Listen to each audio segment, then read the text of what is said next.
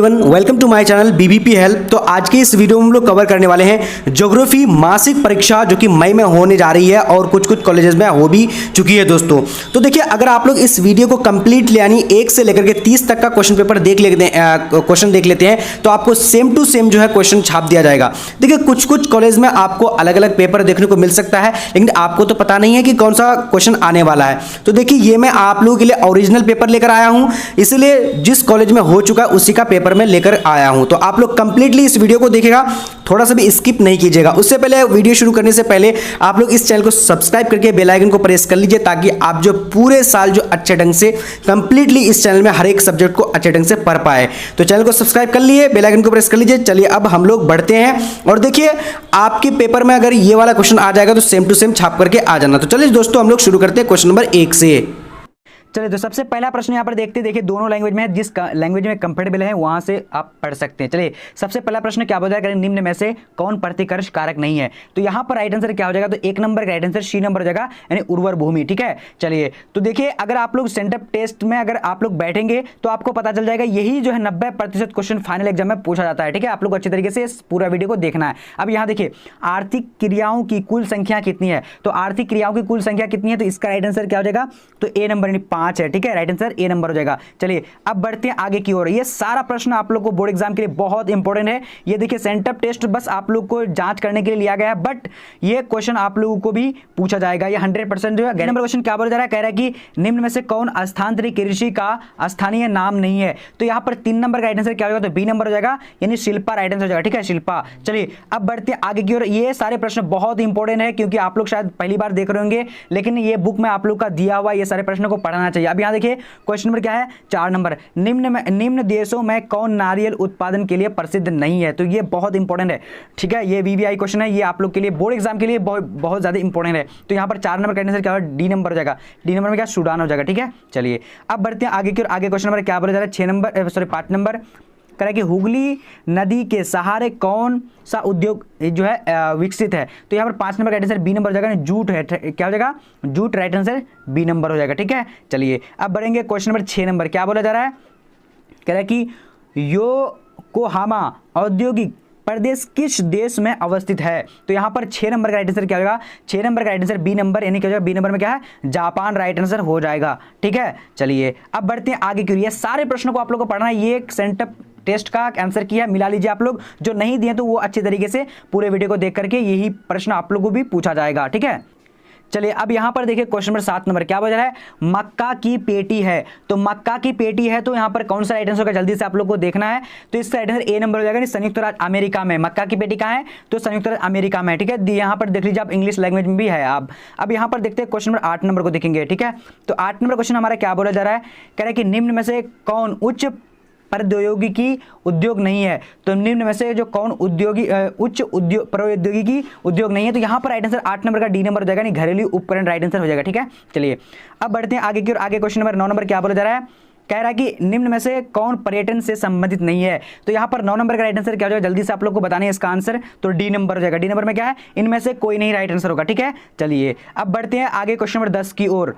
चलिए अब यहाँ पर देखिए, 10 नंबर क्वेश्चन क्या बोला जा रहा है, कह रहे हैं कि लाल कॉलर का संबंध है। तो लाल कॉलर का संबंध किससे होता है, तो यहां पर जो हमारा 10 नंबर का राइट आंसर बी नंबर हो जाएगा, यानी क्या हो जाएगा, प्राथमिक क्रियाकलाप से। ठीक है, राइट आंसर बी नंबर होगा। अब बढ़ते हैं आगे की ओर। क्वेश्चन नंबर 11 नंबर देखिए, 11 नंबर क्वेश्चन क्या बोला जा रहा है, कह रहा है कि निम्न में से कौन परिवहन मार्ग है। तो निम्न में से कौन जो है परिवहन मार्ग है, तो 11 नंबर का राइट आंसर डी नंबर हो जाएगा, इनमें से सभी राइट आंसर हो जाएगा। ठीक है, चलिए अब बढ़ते हैं आगे की ओर। पूरी तरीके से मिला, ये बिल्कुल करेक्ट आंसर मिलेगा, बिल्कुल सारा आप लोग को अच्छे तरीके से पढ़ लेने हैं। और जो एग्जाम नहीं दिए तो यही आपको बोर्ड एग्जाम में पूछे, मतलब बोर्ड एग्जाम में तो पूछे जाएंगे ही, सेंटअप में तो यही पेपर ही रहेगा, जिस तरीके से क्वेश्चन पेपर है। ठीक है, अब यहां देखिए क्वेश्चन नंबर 12, ट्रांस साइबेरियन का संबंध है। तो ट्रांस साइबेरियन का संबंध किससे, तो यहां पर राइट आंसर बी नंबर हो जाएगा, रेल मार्ग से है। ठीक है, राइट आंसर क्या हो जाएगा, 12 नंबर का बी नंबर। चलिए अब आगे बढ़ते हैं। आगे क्वेश्चन नंबर क्या, चलिए 13 नंबर क्वेश्चन क्या बोला जा रहा है, कह रहा है कि डोवर पत्तन उदाहरण है। तो डोवर पत्तन उदाहरण है, ये काफी वीवीआई देखिए आप लोग के लिए, ये जो है बस नमूना है, ये आप लोग का एग्जाम में पूछा जाएगा,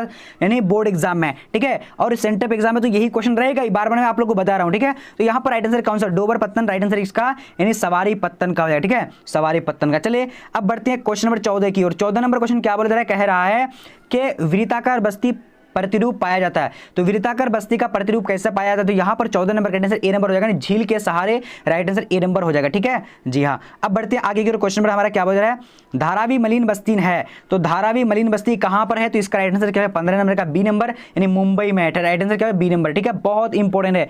चलिए अब बढ़ते हैं आगे की ओर। चलिए अब यहां पर देखिए क्वेश्चन नंबर 16 क्या बोल रहा है कि निम्न में कौन जुड़वा नगर है, तो निम्न में कौन जुड़वा नगर है, तो 16 नंबर का राइट आंसर क्या हो जाएगा, सी नंबर हो जाएगा, यानी हैदराबाद सिकंदराबाद का। ठीक है, राइट आंसर सी नंबर होगा। चलिए अब आगे बढ़ते हैं। आगे हमारा क्वेश्चन क्या बोल रहा है, 17 नंबर कह रहा है कि निम्न में से कौन औद्योगिक नगर है, तो निम्न में से कौन औद्योगिक नगर है, तो 17 नंबर का राइट आंसर सी नंबर हो जाएगा, यानी जमशेदपुर राइट आंसर हो जाएगा। ठीक है, चलिए अब बढ़ते हैं आगे की ओर। आगे क्वेश्चन हमारा क्या बोल रहा है, फटाफट से आप लोग को जवाब देने हैं। ठीक है, चलिए अब यहां पर देखिए क्वेश्चन नंबर 18 क्या बताया, कह रहा है कि भारत में जनगणना का महान विभाजक है, यानी विभाजक वर्ष है, तो इसका राइट आंसर 18 नंबर का क्या हो जाएगा, तो ए नंबर हो जाएगा, ए नंबर यानी 1921 राइट आंसर हो जाएगा। ठीक है, चलिए अब बढ़ते हैं आगे की ओर। चलिए अब यहां पर देखते हैं क्वेश्चन नंबर 19 क्या बताया, मिलियन सिटी की आबादी होती है, तो मिलियन सिटी की आबादी कितनी होती है, तो इसका राइट आंसर सी नंबर हो जाएगा, यानी 10 लाख से अधिक होती है। ठीक है, चलिए अब बढ़ेंगे आगे की ओर। क्वेश्चन नंबर 20 नंबर क्या बोल रहा है, पटना है, तो पटना क्या है, तो इसका राइट आंसर क्या हो जाएगा, तो यहाँ पर 19 नंबर का 20 नंबर का आंसर डी नंबर, इनमें से सभी है। ठीक है, चलिए अब बढ़ते हैं आगे की ओर। आगे क्वेश्चन नंबर क्या बोल रहा है, क्वेश्चन नंबर क्या है 21 नंबर। 21 नंबर में क्या कह रहा है कि तमिल भाषा संबंधित है, तो तमिल भाषा संबंधित है तो किससे है, तो इसका राइट आंसर 21 नंबर का क्या हो जाएगा, ए नंबर, यानी तमिलनाडु से। ठीक है, चलिए अब बढ़ते हैं आगे की ओर।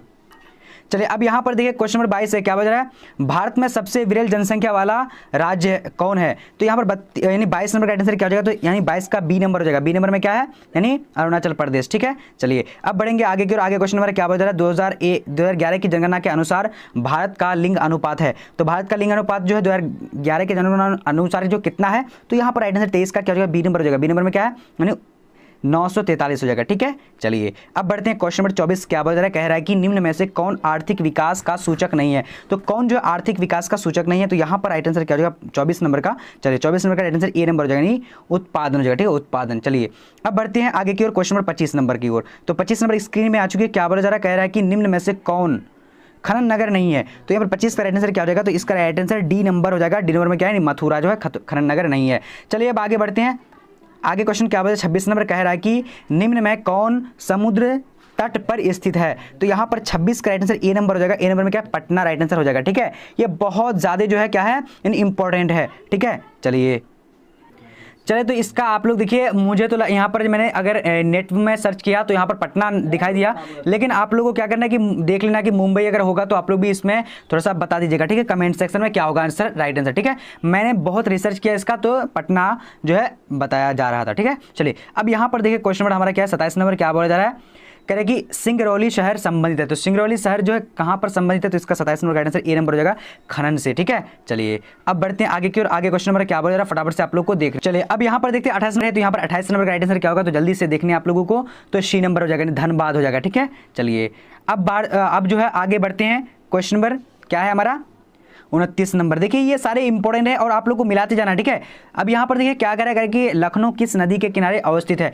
तो इसका 29 नंबर का आंसर सी नंबर हो जाएगा, यानी गोमती हो जाएगा। ठीक है, चलिए अब बढ़ते हैं आगे की ओर। आगे क्वेश्चन नंबर क्या बता रहा है कि सड़क के सहारे किस प्रतिरूप की बस्ती मिलती है, तो 30 नंबर का आंसर बी नंबर हो जाएगा, रैखिक मिलती है। ठीक है, रैखिक राइट आंसर बी नंबर होगा।